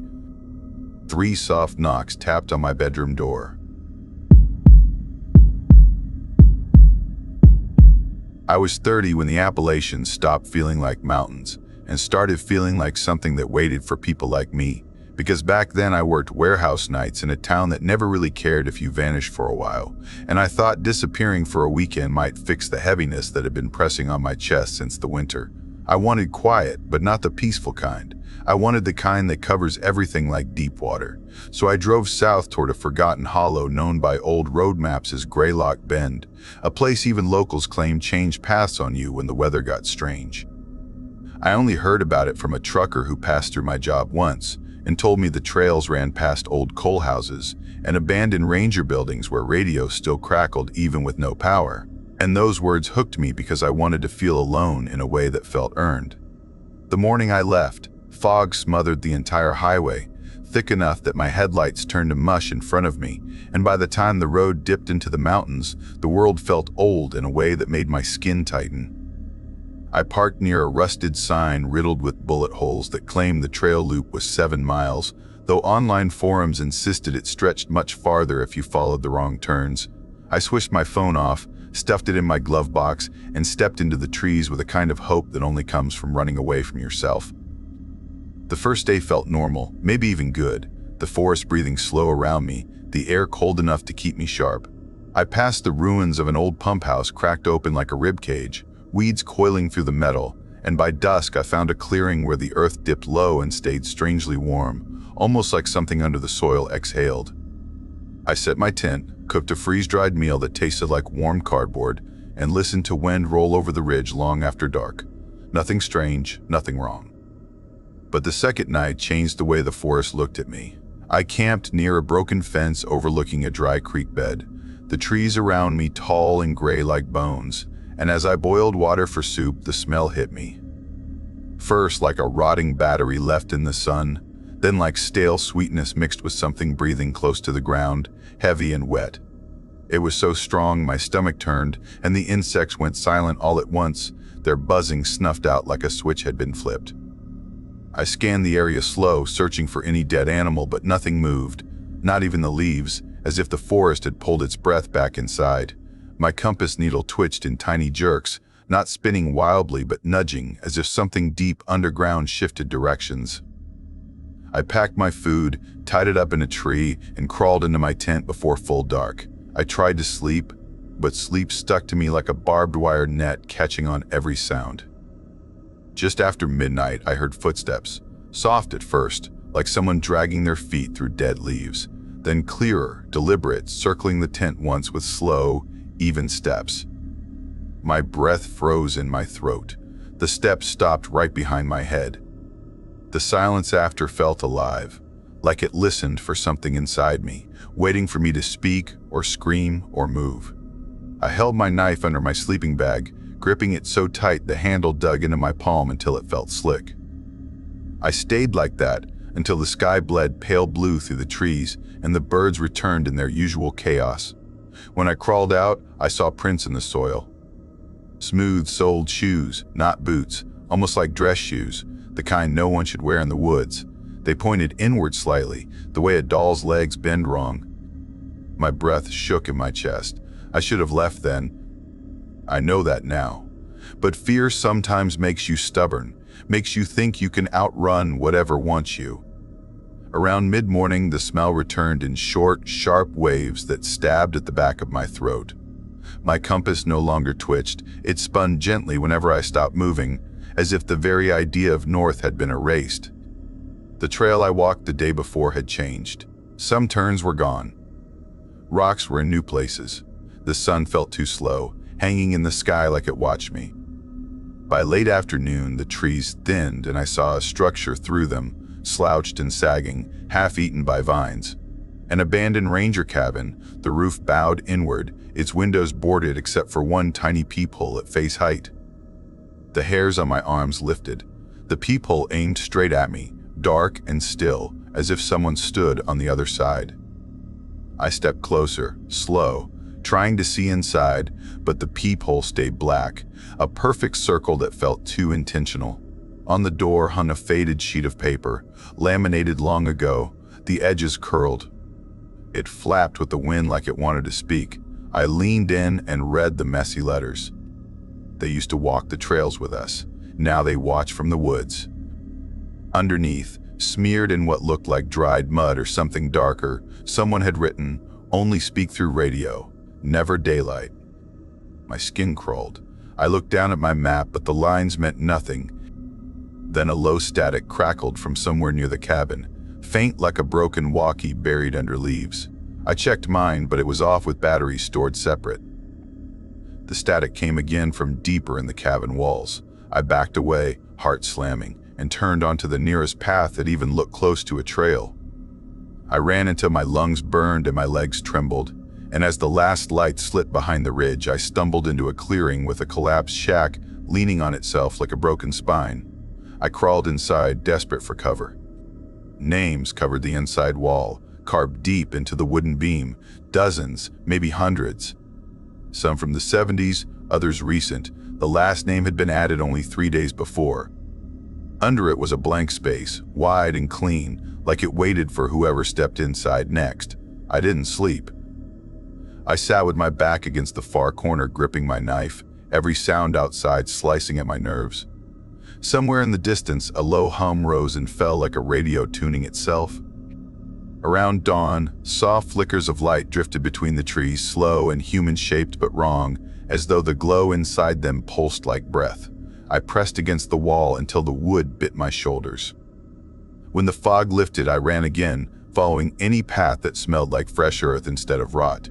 At one point, I passed an old burned trailer crushed by fallen branches. Something about it pulled me closer. Ashes still covered the ground where a bedroom once stood, but a fresh set of footprints led straight into the center of the debris. None led out. The prints were clean, crisp, recent. My throat tightened. I forced myself to move. By late morning, my legs wobbled and my head buzzed with the lack of sleep. The trees opened into what looked like the remains of a mobile home, long abandoned and sinking into the dirt.